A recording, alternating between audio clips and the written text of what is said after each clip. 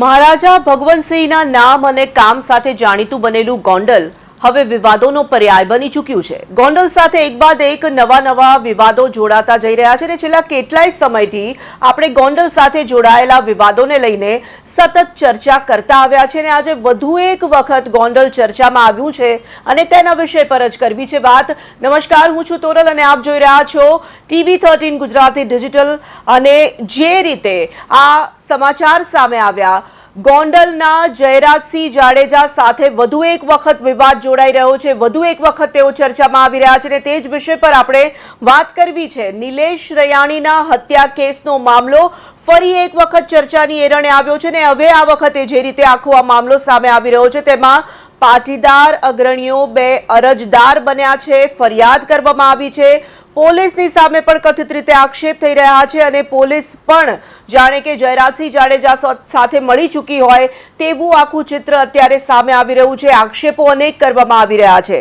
જે અરજી કરવામાં આવી છે, જે અરજદાર છે તે જ આજે આપણી સાથે જોડાઈ રહ્યા છે અને તેમની પાસેથી જ આખો આ મામલો જે છે તે સમજવાનો પ્રયાસ કરવો છે કે આખરે આજે ફરિયાદ કરવામાં આવી છે તેની પાછળ શું કારણો છે। જયરાજસિંહ જાડેજા સત્તાનો દુરુપયોગ કરી રહ્યા છે અને તેની સાથે સાથે તેમના પર એવો પણ આક્ષેપ કરવામાં આવી રહ્યો છે કે તેઓ પોલીસ સ્ટેશને હાજરી આપવાના બદલે રજીસ્ટર જે છે તે ઘરે જ મંગાવી દેતા હોય છે। તેમની જામીન રદ થવી જોઈએ અથવા સીસીટીવી ફૂટેજની પણ ચકાસણી કરવી જોઈએ તેવી લેખિત ફરિયાદ કરવામાં આવી છે। આપણી સાથે પાટીદાર અગ્રણી જગદીશ સાટોડિયા અને પિયુષ રાદડિયા જોડાઈ ચૂક્યા છે। આપ બંનેનું ખૂબ ખૂબ સ્વાગત છે। જગદીશભાઈ, શરૂઆત હું આપનાથી કરવા માંગીશ। જયરાજસિંહ જાડેજાની સામે અનેક મુદ્દાઓ તમે લઈ આવ્યા છો, અનેક આક્ષેપો કરવામાં આવી રહ્યા છે। સૌથી પહેલા તો ફરી એક વખત દર્શકો સુધી આખો આ મામલો પહોંચે એટલા માટે તમારા મનમાં જે સવાલો છે તે મૂકો। સવાલમાં એવું છે બેન કે 8/2/4 ના રોજ ગોંડલની અંદર એક મર્ડર થયું, નિલેશ રૈયાણી। હા, એ મર્ડર ની અંદર જઈને આરોપી તરીકે હતા અને અમે એ કેસના ફરિયાદી હતા। એક કેસમાં ગોંડલ સેશન કોર્ટે જયરાજસિંહને પેલા, એ બાદ ગુજરાત હાઈકોર્ટે 2017 સજા કરેલી આજીવન કેદની અને એ બાદ જયરાજસિંહ ની અંદર અપીલ જામીન સુપ્રીમ કોર્ટની અંદર થઈ જી। સુપ્રીમ કોર્ટે જામીન આપેલ અને શરતો મૂકેલી છે, જે શરતોનું એ પાલન કરતા નથી। બિલકુલ, શરતોનું પાલન નથી કરતા। પિયુષભાઈ, તમને કેમ એવું લાગી રહ્યું છે કે શરતોનું પાલન નથી થઈ રહ્યું? તમે અનેક મુદ્દાઓ ટાંક્યા છે તમારી ફરિયાદમાં, પોલીસ પણ સવાલોના ઘેરામાં આવી રહી છે। જે ફરિયાદો તમે ટાંકી છે તેમાં સૌથી પહેલા તો એ સમજવું છે કે ફરિયાદ તમે જે કરી છે એમાં કયા કયા મુદ્દાઓ તમારા તરફથી મૂકવામાં આવ્યા છે? ફરિયાદના મુખ્યત્વે મુદ્દા બે છે। એક તો શરતોનું પાલન નથી થતું એ, અને બીજું જે છે એ 2017 એને અપીલ જામીન મળ્યા ત્યારે ક્લિયર લખેલું હતું કે અંદરમાં આ લિસ્ટ થઈ અને બોર્ડ ઉપર આવી જવાનું, પણ સત્તા અને પૈસાના જોરે આ વ્યક્તિ આજ દિવસ સુધી બોર્ડ ઉપર કેસ આવવા દીધો નથી। બીજું, જે બે ક્લિયર કન્ડિશન હતી સુપ્રીમ કોર્ટની, એનું 100% બ્રીચ થયું છે ટીલ ડેટ, જ્યારથી કન્ડિશન આપેલી છે આજ દિન સુધી। કારણ એનું કારણ કે જયરાજસિંહ અહીંયા 30 વર્ષ સભ્ય છે। હા, અધિકારી એની સાથે સંડોવાયેલા હોય, પોલીસ સ્ટેશન નીચેના જે લોકો છે એ એને પાડી હતી કે અમુક એના મળતિયાઓ આજે પણ પોલીસ સ્ટેશનમાં છે, એમને સિસ્ટમ પાડી હતી। પેલા એ લોકો લઈને જતા, હવે એટલો ફેર થઈ ગયો છે કે આનો કમાન્ડો લઈને આવીને જાય છે, પણ હકીકત છે કે પોલીસના ઉપરી અધિકારી પણ નથી। ગઈકાલે પછી ઉચ્ચ અધિકારીઓ બોલાવ્યા, બંનેના વિશેષ નિવેદન લીધા અને સંપૂર્ણ સહકારની ખાતરી આપેલી છે કે જે તમે અરજી કરેલી છે એના અંદર સુપ્રીમ કોર્ટ વિગતો મગાવશે, એ તમામ વિગતો અમે સુપ્રીમ કોર્ટને પૂરી પાડીશું। જગદીશભાઈ, શરતોને આધીન જામીન આપવામાં આવ્યા છે અને તેમાં તેમણે પોલીસ સ્ટેશને હાજરી આપવી પડશે તેવું સ્પષ્ટ તેમાં ઉલ્લેખ પણ છે। તમે જે આક્ષેપ કર્યો છે કે તેઓ પોલીસ સ્ટેશન જતા નથી, પોતાના ઘરે જ રજીસ્ટર મંગાવી દેવામાં આવે છે, તો સ્વાભાવિક આ આખો જે આક્ષેપ છે તે પૂર્વ ધારાસભ્ય જયરાજસિંહ જાડેજાની સાથે સાથે ત્યાંના જે પોલીસ અધિકારીઓ છે, સ્થાનિક પોલીસ છે, તેના પર પણ થઈ રહ્યો છે કે તેમને પછી દબાવવામાં આવી રહ્યા છે? શું લાગે છે તમને? રાજકીય સિસ્ટમ હોય અને સત્તાના જોરે બધું ચાલે, પણ હવે નહીં ચાલે। ગઈકાલે બોલાવ્યા હતા અધિકારી છે અમારે ડીવાયએસપી સાહેબ, એને પણ ખ્યાલ ન હોય, નીચેના કોઈ કર્મચારીઓ આવું કરતા હોય તો પોલીસને પણ ઉપલા અધિકારીઓને ખબર ન હોય. અને અમને ખાતરી આપવામાં આવી છે પોલીસે કે હવે પછી આવું નહીં થાય. અને જે કઈ સીસીટીવી કેમેરા અમે માંગ્યા છે 3 મહિના છે જોઈ ત્યારે. તો પિયુષભાઈ, તમને એવું લાગે છે કે સીસીટીવી ફૂટેજ તમને બતાવવામાં આવશે? કારણ કે જો આ વાત સાચી ઠરે છે તો પોલીસની સામે પણ સૌથી મોટો પ્રશ્ન ઊભો થશે. કારણ કે આ રીતે રજીસ્ટર મંગાઈને, જો ઘરે મંગાઈને સહી કરવામાં આવી હોય, આ ફરિયાદ, તમારી આ આક્ષેપ જો સાચો ઠરે છે તો ન માત્ર પૂર્વ ધારાસભ્ય જયરાજસિંહ જાડેજા પરંતુ પોલીસ પણ સવાલોના ઘેરામાં આવી રહી છે. પોલીસને અધિકારી ખાતરી આપેલી છે કે મેં પોતે જ જે લોકો કોમ્પ્યુટર હોય એને સ્પષ્ટ સૂચના આપેલી છે કે સુપ્રીમ કોર્ટ ગમે તે ઘડીએ મંગાવી શકે તમામ ડેટા રાખવા. અને બીજું કે જે એ જયરાજસિંહ, જેમાં કઈ પોલીસનો વાંક નથી કે શહેર છોડવું હોય, એ શહેર છોડવામાં પણ સ્પેશિયલ કેસની અંદરમાં જેને પરમિશન છે, કેવી રીતે પોલીસને જાણ કરે, પોલીસ સ્ટેશનને, અને એનું આખું શેડ્યુલ આપવાનું. હવે જે પોતાના ફામે જાય છે, રાજકીય સભા સંબોધે છે, તો એને સ્વાભાવિક છે કે એને આજ દિન સુધી સત્તાના જોરે ક્યારે પણ આ શરતનું પાલન કરેલું નથી. એટલે તમામ બાબતો શું ધ્યાને મૂક. અને 2017 થી જે કેસ પેન્ડિંગ છે, ભલે ન્યાયતંત્ર જે કઈ પણ નિર્ણય કરશે અમને સંપૂર્ણ શિરોમાન્ય છે. છોડી મૂકે તો છોડી મૂકે, અને સજા કાયમ રાખે તો સજા કાયમ રાખે, પરંતુ એક નિર્ણય ઉપર આવે તો આ વાતનો નિકાલ આવે. આવી નામદાર હાઈકોર્ટમાં પણ કેસો દબાવી રાખેલા વિનુભાઈ સિંગાડા મર્ડર કેસ પણ એમાં અપીલ હજી પેન્ડિંગ છે. ઓએસઆઈ પર જે 307 પર જીવલેણ હુમલો એ અપીલ પણ પેન્ડિંગ છે.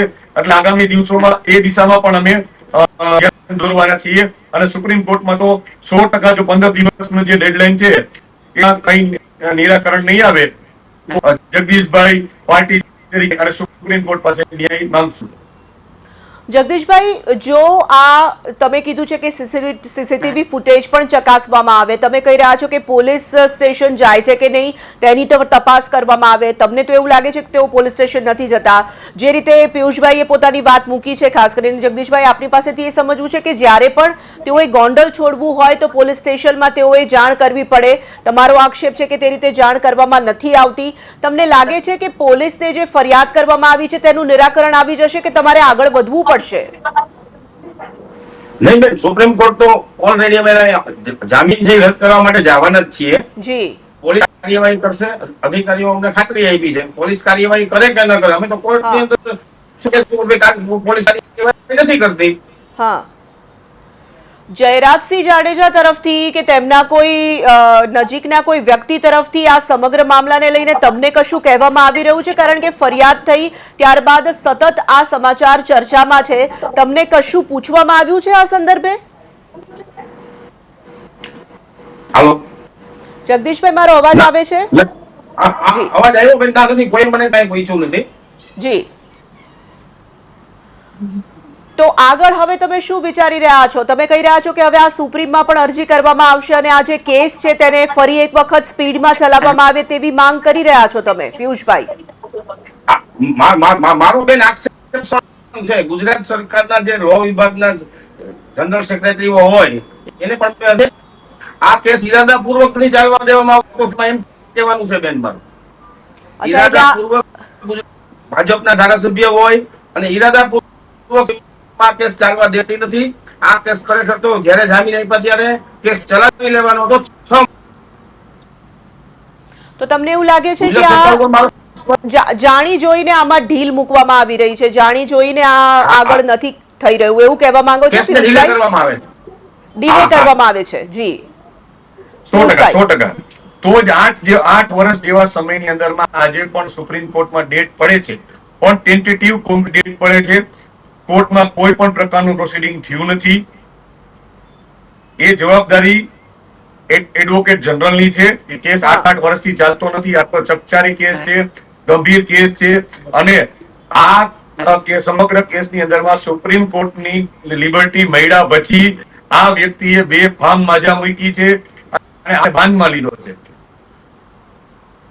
તમને કેમ એવું લાગે છે કે માજા મૂકી છે? તમે જે આ વાક્યો વાપરી રહ્યા છો એની પાછળના શું કારણો છે? કયા એવા મુદ્દા છે જેના કારણે તમને એવું લાગે છે કે આ ઝડપી કેસ ચાલવો જોઈએ? એ વાત બરાબર છે, પરંતુ તમે કહી રહ્યા છો કે જયરાજસિંહ જાડેજા જે રીતે દાદાગીરી કરી રહ્યા છે, તમે અનેક પ્લેટફોર્મ પર આ વાત કરી ચૂક્યા છો, એવું કેમ લાગે છે તમને?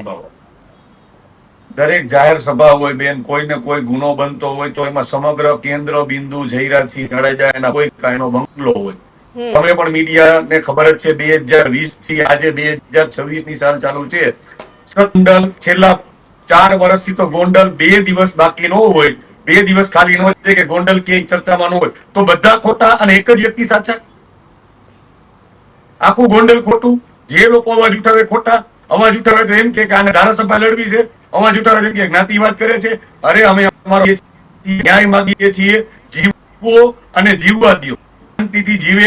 આ 182 ધારાસભ્ય છે, ક્યાંય કોઈ વિવાદમાં આવે છે અને ક્યાંક વાત કરે તો કે રક્ષણ આપી છે. શું ધારાસભ્ય રક્ષણ આપે છે 182 સીટોમાં કે પોલીસ કાયદોની વ્યવસ્થા છે?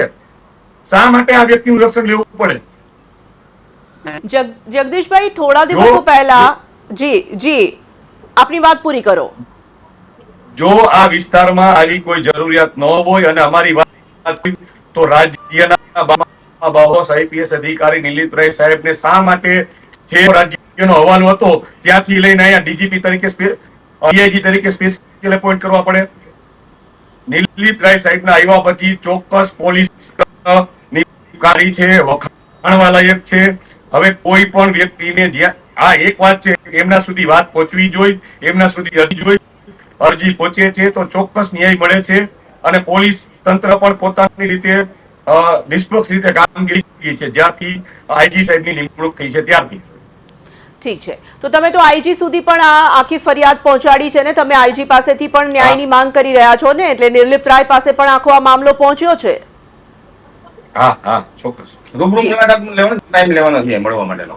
ઠીક છે જગદીશભાઈ, તમારી પાસેથી મારે સમજવું છે 2027ના ઇલેક્શનને લઈને પૂર્વ ધારાસભ્ય જયરાજસિંહ જાડેજાએ પણ એક નિવેદન આપ્યું હતું અને કહ્યું હતું કે ગોંડલ તરફ કોઈએ નજર નાખવાની જરૂર નથી. તમને એવું લાગે છે કે આ પ્રકારના જે નિવેદનો મંચ પરથી, જાહેર મંચ પરથી જયરાજસિંહ જાડેજા જે આપે છે તે તેમનું મનસ્વી વલણ દર્શાવી રહ્યા છે?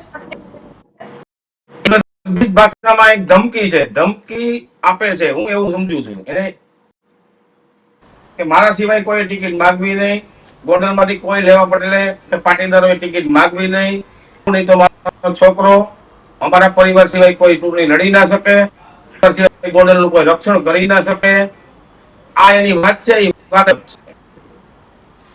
પિયુષભાઈ, તમારું શું માનવું છે? આ જે નિવેદન છે અને જગદીશભાઈ જે વાત કરી રહ્યા છે એ તમે પણ એ જ વાત માની રહ્યા છો? તમને પણ એવું લાગે છે કે જયરાજસિંહ જે છે તે દાદાગીરી કરી રહ્યા છે અથવા જે ગોંડલમાં પોતાનું વર્ચસ્વ છે તે માત્ર ને માત્ર તેમનું વર્ચસ્વ છે એવું પ્રસ્થાપિત કરી રહ્યા છે?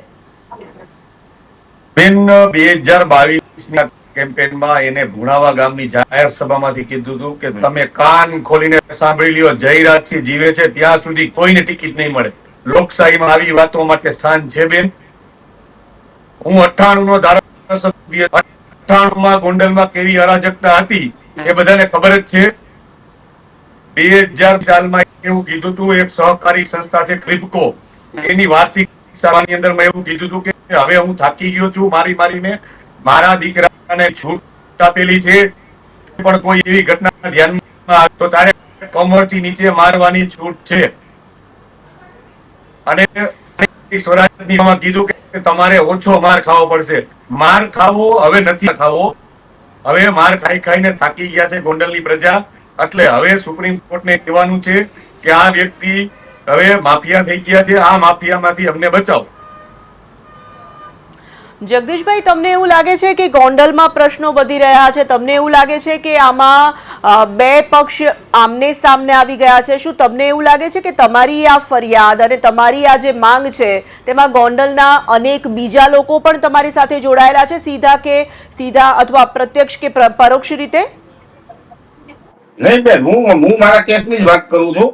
અમે એ કેસના ફરિયાદી છીએ અને સુપ્રીમમાં પડકારવાના છીએ. બાકી કોઈ રીતે અમારે કાંઈ લેવા દેવા નથી, કોઈ જાતના પક્ષો જોડાયેલા નથી. લાગી રહ્યું છે કે તમે જે ફરિયાદી છો તમે આનો ન્યાય માંગી રહ્યા છો, પરંતુ મારો સવાલ એ છે કે તમે આજે ફરિયાદ કરી રહ્યા છો, પાટીદાર અગ્રણી તરીકે તમે સામે આવ્યા છો, આ સમગ્ર મામલામાં તમે અવાજ ઉઠાવી રહ્યા છો, તમારી સાથે બીજા કોઈ લોકો જોડાયેલા છે? તમારા સપોર્ટમાં કોઈ બીજા લોકો છે?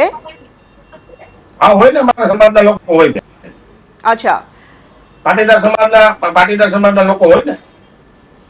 ઠીક છે, ચલો આપ બંનેનો ખૂબ ખૂબ આભાર અમારી સાથે જોડાવા માટે. તો જે રીતે આ સમગ્ર મામલો ફરી એક વખત ચર્ચામાં આવ્યો છે, પૂર્વ ધારાસભ્ય જયરાજસિંહ જાડેજાની સામે જે કેસ ચાલી રહ્યો છે તે કેસ ખૂબ જ ઝડપથી ચલાવવામાં આવે અને તેનું નિરાકરણ લાવવામાં આવે. સુપ્રીમ કોર્ટ જે કોઈ નિર્ણય લેશે તે મંજૂર હશે, પરંતુ આનું નિવેડો આવવો જરૂરી છે તેવું પાટીદાર અગ્રણીઓ જણાવી રહ્યા છે અને સાથે જ તેઓએ અનેક બાબતોને લઈને આક્ષેપ કર્યા છે. તેમનું કહેવું છે કે તેમને સુપ્રીમ કોર્ટે શરતોને આધીન જામીન આપ્યા છે, પરંતુ જે શરતો મૂકવામાં આવી છે તે શરતોનું પાલન નથી કરવામાં આવી રહ્યું. પોલીસ સ્ટેશન તેઓ સહી કરવા માટે જતા નથી. રજિસ્ટર પૂર્વ ધારાસભ્ય પોતાના ઘરે મંગાવે છે અને ઘરે બેસીને સહી કરે છે. તેથી તેઓએ સીસીટીવી ફૂટેજની પણ માંગ કરી છે અને આ સમગ્ર મામલે આઈજી સહિતના ઉચ્ચ અધિકારીઓને રજૂઆત પણ કરવામાં આવી છે. અને માત્ર પાટીદાર અગ્રણીઓ કહી રહ્યા છે કે હવે આ સમગ્ર મામલામાં જે કોઈ નિર્ણય આવે, પરંતુ નિર્ણય આવવો ખૂબ જ જરૂરી છે.